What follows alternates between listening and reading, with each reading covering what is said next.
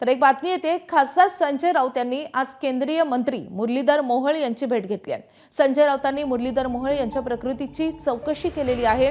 लवकरात लवकर बरे होण्यासाठी सदिच्छाही दिल्यात। मोहोळ यांच्या कोथरूड येथील निवासस्थानी जात संजय राऊतांनी त्यांची भेट घेतली आहे। तर मुरलीधर मोहोळ यांच्या पायावर शस्त्रक्रिया झालेली आहे आणि त्यानंतर संजय राऊत त्यांच्या प्रकृतीची विचारपूस करण्यासाठी त्यांच्या भेटीला दाखल झाले।